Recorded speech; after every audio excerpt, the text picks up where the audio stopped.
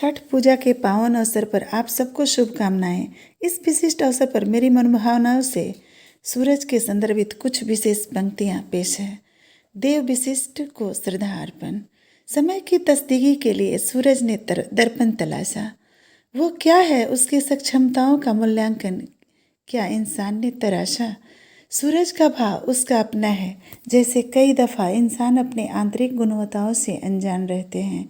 इंसान का उल्लेख ईश्वर के लिए अपने लाजमी व्यवहाराचार का अजीम हिस्सा ही तो है। सूरज सोचता है, क्या उसी के होने से प्रहर का वजूद वक्त बन जाता है? क्या उसके होने से की महत्वपूर्णता जिंदगी का आशय, जिंदगी का तात्पर्य कहलाता है? वो अपने व्यक्तिगत आकलन में अपनी नियमितता पर नज़र घुमाता है। वो उभरता है, वो चमकता है। वहीं नित्यता का भार संग्रहण लिए दैनिक उपक्रम का प्रदर्शक नियमता ढोता है। सच है, एक जागृत अधिवेशन उसके अंदाज का अंश, जीवन धारा का सामयिक दर्शन है। ये सच है, सूर्य अपनी नियमितता से संतुष्ट है। इसीलिए ही तो वो लोक नजरिए में प्रत्यक्ष जीवन तंत्र का हिस्सा, इंसान का मनःशक्ति उपनाम आस्था है। अंधेरा अर्थात समता के प्लेट पर उभरा अंक सूर्य ही विषय है। जीवन सार अर्थात जिंदगी का मूल्य सगुण सूर्य ही व्यवहारिकता है।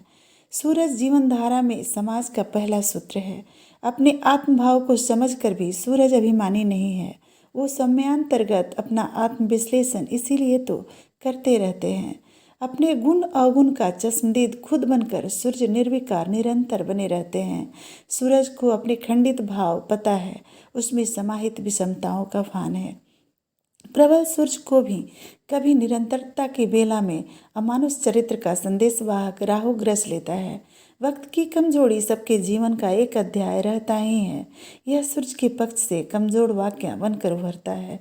लोग अपनी फास की संवेदना या प्रेरक भाव इसी मुहावरे से करके पुनः जिंदगी के पथ पर अग्रसर होते हैं। यदा कहावत है, सूर्य को भी ग्रहण लगता है। राहु उसे ग्रस कर चेतना को सतर्कता का मूल उद्देश्य बताना चाहता है।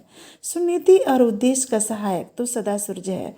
वो अवश्यम भावी रीत बनकर कभी धरा के पीछे छुप जाता है। नियमावली की क्षणिक विलंब ही प्रकृति में सगुन अपशगुन किंवदंतियों को या विज्ञान को नया संस्थापना सूत्र का निर्माता करार कर जाता है। सूर्य जीवन की ऐसी तथागत योजना पर मन ही मन मुस्कुराता है। जीवन की महत्वपूर्णता उससे संबंध है। फिर क्या सूर्य ही वक्त है? दरअसल वैचारिकता का यह विनाश एक चेष्टा है। प्रगतिशीलता के लक्षण के प्रतिस्वरूप प्रकृति में सम्मिलित तमाम अवयव प्रभाव को ही प्रभावित करने लगते हैं। हद तो हर चीज़ की रहनी ही चाहिए। विचार के संशोधन से ही आत्मगुण से प्रज्ञा दीप्त अर्थात सफलता या निष्फलता संघोषित होती है।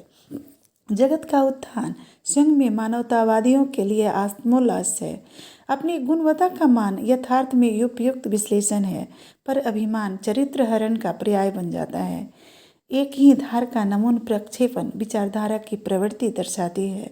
जिंदगी में स्वयं की अभिनीति से अर्थात सद्गुणों की प्रवृत्ति से संग्रहण की चेतना आती है। सूर्य की महत्वपूर्णता का यह आप विश्लेषण है। पूरा दृष्टिकोण और जीवन में पर्याप्त ही उसका आत्ममंथन है। नितांत अकेला हर शय का केंद्र बनकर संगठन जोड़ता तोड़ता रहता है सूर्य। सारे ग्रहों का धोरी गणित सूत्र है सूर्य। सृजन का सुनिश्चित डगर लम्हों का सिरमौर है सूर्य। सूर्य यथार्थ स्थिर और अवस्थित भूपर्याय है। पंचभूत का मूल संगठन सूर्य, दृढ़ता और आत्मविश्वास एक श्रेष्ठ मूल दिग्दर्शन है। सूर्य आत्मभूत एक लक्ष्य है। सारे ग्रहों के परिक्रमण का बिंदु सूर्य पल निर्णायक है। हाँ, वस्तुतः सूर्य वक्त संबल एकल चरित्र दर्शन है। सूर्य सृष्टि की पहचान, ऊर्जा की बागडोर लिए जीवन का मूल संविधान है। सूर्य प्रबल भाव है, प्रचंड ज्योत विभूति का संग्राहक सूर्य अनादि अध्यात्म का अखंडित मर्यादा है। आस्था का स्वरूप, जिंदगी का मान, जीवन का वरदान है सूर्य। सूर्य भाग्य विधाता और सौभाग्य है। तस्दीक समय सूर्य का हस्ताक्षर है। सूर्य परोक्ष हो या प्रत्यक्ष, वो अपना नियमवत बर्ताव जीवन पर सदा बनाए रखता है। समर्थ या असमर्थता निगाहों का असर होता है। सूर्योदय स्वयं में एकांत लेकर उभरता है। अकेला एहसास अक्सर अग्रसर रहता है। जब विधान में वक्त के पृष्ठ का अंधेरा प्रस्तुत रहता है तो सूर्य की परछाई प्रतिबिंबित लहर बनकर एकांत जीवन धारा के आकलन में ज्योतगणों का साम्राज्य आसमान पर उभर आता है। चांद और सितारा यूं सबको भाता है, ऐसे धरती की रात में भी सूरज का वजूद वक्त बनकर पृष्ठ के पीछे बरकरार रहता है। सृष्टि का प्रतिनिधित्व सूर्य करता है, वही चेतना बनकर घट घट में बसता है। यथार्थ परखें तो सूर्य सच में भगवान है। सूर्य चेतना अर्थात प्राण और ज्ञान है। सूर्य का उपनाम मानव का ही दिया गया सदाभार है। सदकर्म को समुचित बढ़ावा देना भी चाहिए। सूरज, रवि, आदित्य, अदिति, खग, दिनकर, दिवाकर, भास्कर, भानु, प्रभाकर आदि सूर्य के प्रकारांत उपनाम है। अब हम सूर्य को दृष्टिकोण के माध्यम से उनका प्राकट्य तोलते हैं। इंसान का जन्म उत्पत्ति का अगला चरण है। जीवन श्रेष्ठ मनुष्य अनन्य जीवन का ही रूपांतरित विन्यास है। यूं तो हर जीव को चक्षु होते हैं, पर सिर्फ चक्षु होना दृष्टि को सिद्ध नहीं करता है। दृष्टि के लिए सक्षमताओं का होना जरूरी है। हमारे इर्द गिर्द जो भी वस्तु स्थित है, हम उसकी स्थिति को कितना समझ पाते हैं, वह उसे कैसे विश्लेषित कर सकते हैं, यह बात नज़रिया कहलाता है। नज़रिया बुद्धि की योजना पर निर्भर होता है। इंसान खुद को कितना मंच सकता है, यह उसकी क्रियाशीलता पर निर्भर करता है। कई दफ़ा वंशानुगत प्रभावों की वजह से कुदरती उपार्जन, इंसान का पारितोषिक योग उसे स्वतः मिल जाता है। यूं ही समयांतराल इंसान का वजूद बंदर बनमानुष से परिवर्तित आवरण एक अलग जीव का पर्याय मानव घट गया। तब प्राचीन काल में जीवन शैलियाँ आज के दृष्टिकोण से अभ्यारण्य के बासिंदों की परिकल्पना से भी ज़्यादा चुनौतीपूर्ण थी। अंधेरा नभ का हिस्सा था और जहन का भी। जीवन सिर्फ जिंदगी का नाम संरक्षित करने तक सीमित था, यानी आश्रय की संभावित विधियों, व्यवहार की रीतियों से पृथक। वह भाव से हीन सिर्फ वजूद का वरण भोजन तक ही जीवन का कर्म सुनिश्चित था। इन्हीं दिनों शिकार की अभ्यस्त गुणवत्ताओं से एक भाव विकसित हुआ। कहा ना, सही दिशाओं में निरंतरता एक शगुन है।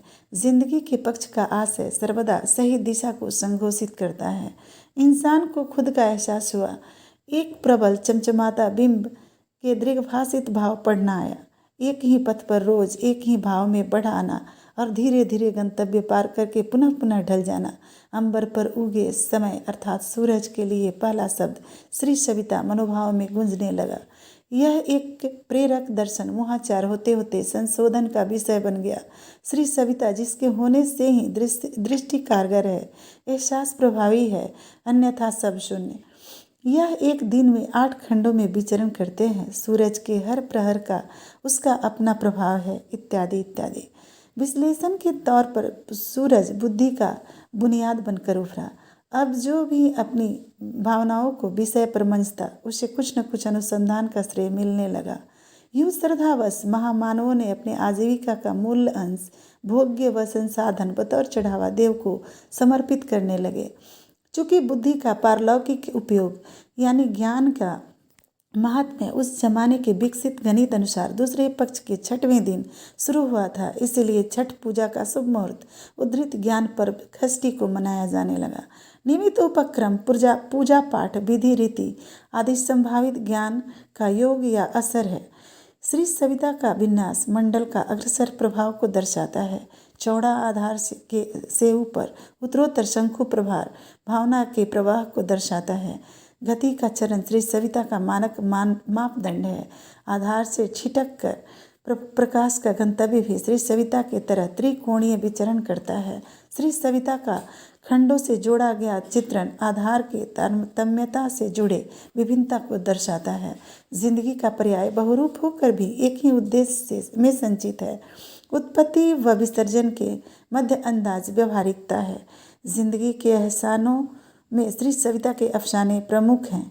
धीरे धीरे बोलचाल का अपभ्रंश शब्द प्रखरित हो गया और श्री सविता अर्थात सूरज के पर्याय को शीर्षोक्ता का एक और नया नाम मिल गया।